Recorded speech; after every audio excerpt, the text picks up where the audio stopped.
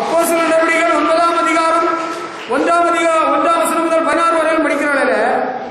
ஆண்டவர் சவுலுக்கு தரிசனமானார். சவுலை கூப்பிட்டாரு இல்லையா? கூப்பிட்டு என்ன எப்படி கூப்பிடுறாரு? சவுலே சவுலே, ஏன் என்னை துன்பப்படுத்துகிறாய்? முள்ளில் உதைக்கிறது உனக்கு கடினமா? அப்ப அவர் உடனே என்ன கேட்டாரு? ஆண்டவரே ஆண்டவரே, நீர் யார்? நீ துன்பப்படுத்தின இயேசு நானே. முள்ளில் உதைக்கிறது உனக்கு கடினமா? உடனே அதோட என்ன கேட்டார் தெரியுமா? நல்லா புரிஞ்சுக்கிடுங்க. ஆண்டவரே, நான் என்ன செய்ய சித்தமாயிருக்கிறேன்? Lord, what do you want me to do for you? நான் உனக்காக என்ன செய்யணும் நீ விரும்புகிறீர்? நீ அங்க நேர் தெருக்கு போ, அங்கே உனக்கு சொல்லப்படும். அனனியாவை தேவன் அனுப்பினார். அனனியா சொல்றார், சகோதரனாகிய சவுலே, நீ பார்வையிடுவதற்கும் பரிசுத்தாவியினாலே நிரப்பப்படுவதற்கும் தேவன் என்னை அனுப்பினார். சவுலை ஆண்டவர் கூப்பிட்டாரு, தரிசனம் கொடுத்தாரு, சந்தித்தாரு, நேர் தெருக்கு போ சொன்னாரு, அனனியாவை அனுப்பினாரு. கண்ணை திறந்தார். கண்ணை திறக்க மட்டும்தானே தரிசனத்துல அந்த பயங்கர பிரகாச ஒளி வந்ததுனால கண் பார்வை இழந்துட்டார். பிறகு அனனியா ஜெபம் பண்ணி தான் கண்ணு திறந்தது. அதுக்கு தான் ஆண்டவர் அங்க நேரத்திற்கு போக சொன்னார. அதுக்கு மட்டும் இல்லை, பார்வையடைவதற்கும் பரிசுத்தாவியினாலே நிரப்பப்படுவதற்கும். அனனியா பயந்துட்டாரு. தேவஜனங்களை துன்பப்படுத்தின யூனிட்டியா என்ன அனுப்புறீர்?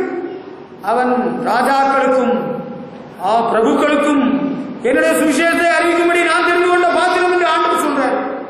நம்ம செலவுல ஆண்டவர் அனுப்பலாம்.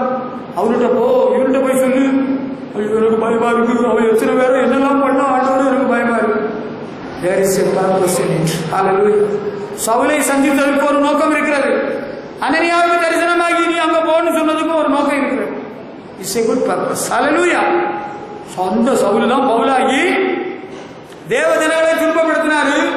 இப்ப தேவனுக்காக கிறிஸ்துவுக்காக பாட அனுபவிக்கிறார். கிறிஸ்துவுக்காக துன்பம் அனுபவிக்கிறார். சிறைச்சாலையில் போடப்படுகிறார், அடிக்கப்படுகிறார், கட்டப்பட்டிருக்கிறார், கப்பல் சேதத்தில் அகப்பட்டிருக்கிறார், போதிய வஸ்திரம் இல்லாமல் இருந்திருக்கிறார், உயிரையே புல்லாக கருதி வாழ்ந்திருக்கிறார். நல்ல போராட்டம் போராடி ஓட்டத்தை முடித்தார். ஹல்லேலூயா. ஆண்டவர் தரிசனமான நோக்கம் பார்த்தீங்களா?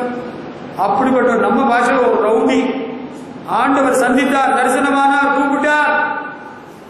அவர் ஒரு விஷயம் செய்தார், அதை நம்மளும் செய்யலாம்.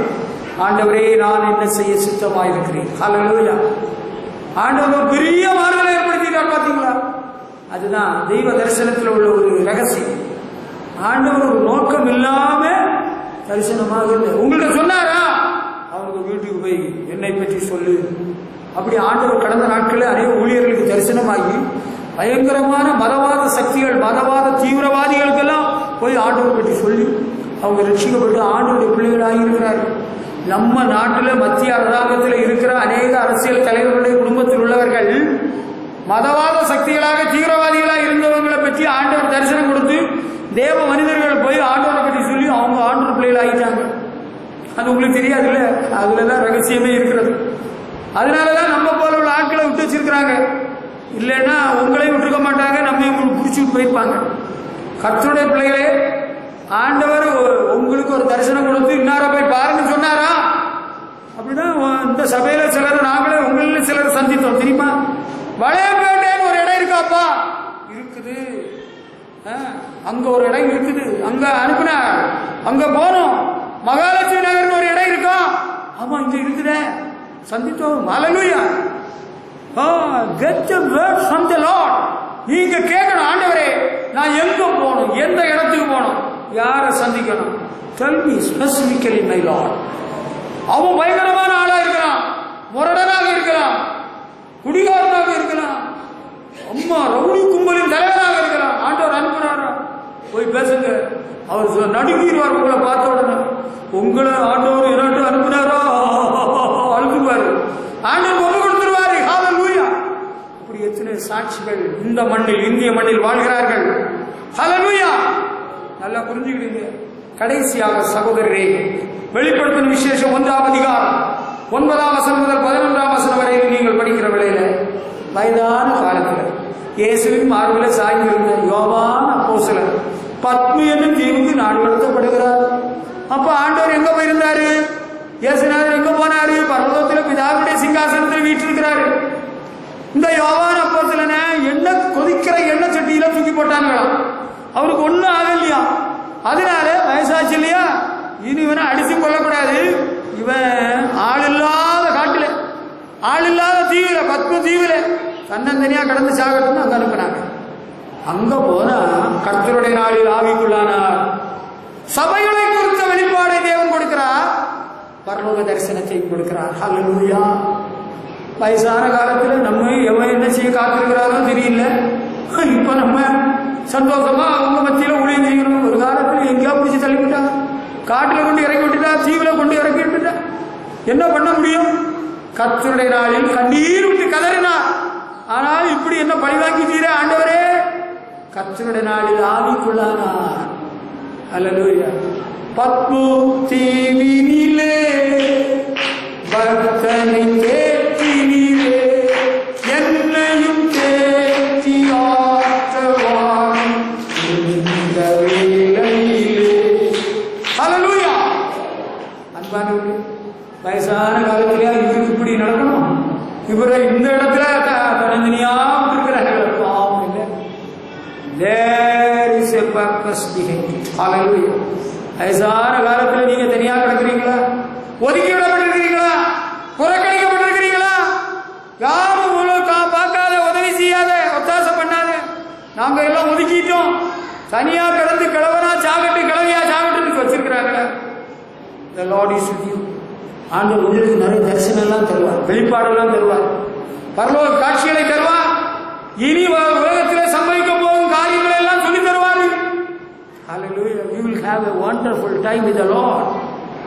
கர்த்தருடைய தூதன் உங்களை பரலோகத்துக்கு கூட்டிட்டு போய் எல்லாம் காட்டி தருவார். ஜீவ விருட்சத்தின் கனியை காட்டி தருவார், ஜீவ நீரூற்றை காட்டி தருவார். அம்மா அங்க இருக்கிற பரிசுத்தவான்களை காட்டி தருவார், 24 மூப்பர்களை காட்டி தருவார். அங்க ஒரு பெருங்கூட்டம் மக்கள் வந்து நிற்கிறாங்க, அவங்களை காட்டி தருவாரு. பரலோக காட்சிகளை கண்டு கழிக்கலாம். ஹல்லேலூயா. அப்படின்னா நானும் ஒத்துக்கிடுறேன், சத்தியமா சொல்றேன். அப்படியே ஆண்டவர் ஒரு பாக்கியம் எனக்கு வச்சிருந்தா நானும் ஒத்துக்கிடுறேன். How about you? உங்களுக்கு அப்படி தருவார் ஆண்டவர். அந்த இடத்துல விட மாட்டார். வயசான காலத்துல, கண்ணு தெரியாத காலத்துல, தடுமாறுற காலத்துல, எங்கேயாவது தண்ணி இல்ல காட்டுல விட மாட்டார். நீங்க எங்கேயாவது ஒதுக்கப்பட்டு புறக்கணிக்கப்பட்டு தள்ளப்பட்டிருந்தா நீங்க கர்த்தருக்குள் மகிழ்ச்சியா இருக்கணும். அதை புரிஞ்சுக்கிடுங்க. முறுமுறுத்தக்கூடாது, எரிச்சலடையக்கூடாது. என்ன ஆண்டவரே, நான் இவ்வளவு பின்பற்றி வந்தேன், எனக்கு வயசான காலத்தில் நான் படுற பாடம் பார்த்தா என்ன ஆண்டவரே, ஏன் ஆண்டவரே? ஆண்டவரை சோதிக்க கூடாது, பரிசிக்க கூடாது. புரியுதா? உங்களுக்கு புரிஞ்சுட்டு நான் நினைச்சிட்டு தான் இப்படி சொல்லிட்டு நிற்கிறேன். இவ்வுலக பாடு என்னை என்ன செய்திடும், அவ்வுலக வாழ்வை காண காத்திருக்கிறேன். ஆனந்தம் கொள்வே அவரை நான் காணுவேன் இருள்ள நாள்களில். அல்லேலூயா. ஆனந்தம் கொள்வே அவரை நான் காணுவேன் இருள்ள நாள்களில். அல்லேலூயா. என்ன பழி வாங்குகின்றே ஆண்டவர் செஞ்சிருக்கிறாருங்க. அப்படியா? ஆண்டவர் ஒருத்தனையும் பழி வாங்க மாட்டாரு. அது வேற ஆள் கிடைக்காம யோவானையா பழி வாங்க அனுப்பினாரு. பேதுரு அனுப்பியிருக்க கூடாதா? அந்த தோமாவை அனுப்பியிருக்க. யோவான் தான் he was very close to Jesus the Lord. இப்ப யோவானுக்கு தான் இப்படி ஒரு கதி, இப்படி ஒரு நிலைமை பரிதாபம். அவர் he never regretted. அவர் அதை பற்றி பரிதவிக்கவில்லை, வருத்தப்படலை. அவர் சந்தோஷமா இருந்திருக்கிறார், பரிசுத்த ஆவிக்குள் ஆகியிருக்கிறார், சபைகளை பற்றின வெளிப்பாடை பெற்றிருக்கிறார், பரலோக காட்சிகளை கண்டிருக்கிறார். நமக்கும் அப்படி ஒரு சான்ஸ் ஆண்டவர் தரலாம். வயசானவங்க நீங்க இருக்கிறீங்களா? உங்களை யாரும் கண்டுக்கிடலையா, கேட்டுக்கிடலையா, ஓசிரிக்க இல்லையா? தனிமையா குடிசையில கிடக்குறீங்களா? சொல்லக்கூடாதுங்க, சந்தோஷப்படுங்க. சந்தோஷம் பொங்குதே, சந்தோஷம் பொங்குதே, சந்தோஷம் எங்கில் பொங்குதே. அல்லேலூயா. இயேசு என்னை ரட்சித்தார், சுற்றும் என்னை மாற்றினார், சந்தோஷம் எங்கில் பொங்குதே. ஆண்டவர் எந்த பாதையின் வழியாக உன்னை நடத்தினார், அதுல ஒரு நோக்கம் இருக்கிறது. ஹல்லேலூயா. தாவீதுடைய வாழ்க்கையில என்னென்ன கடினமான பாதை வழியாக நடத்தியிருக்கிறார். அதை வச்சுதான் சங்கீதத்தில் சொல்றார், கைகளை போருக்கு மரங்களை யுத்தத்துக்கு படிப்பை கண்மையை கர்த்தருக்கு ஸ்தோத்திரம்.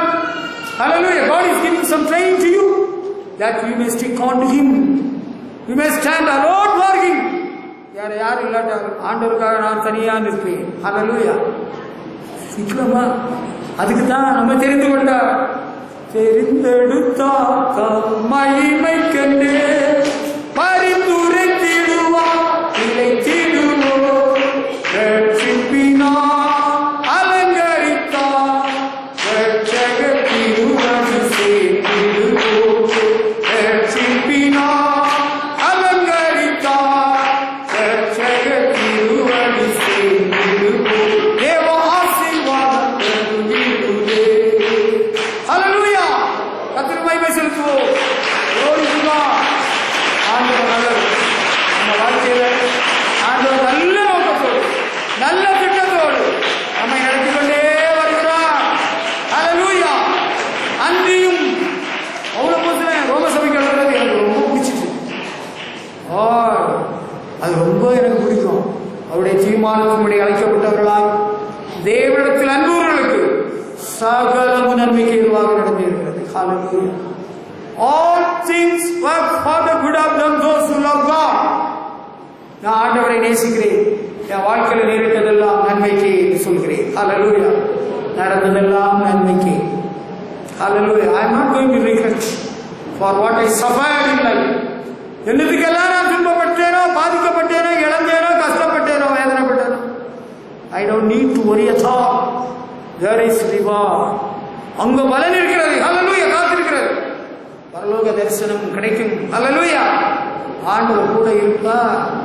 வெளிப்பாடுகள் கிடைக்கும். ஒவ்வொரு நேரத்தில் துன்ப நேரத்தில் தான் ஆண்டவர் நிறைய காரியெல்லாம் சொல்லி தருவார். அது தெரியுமா?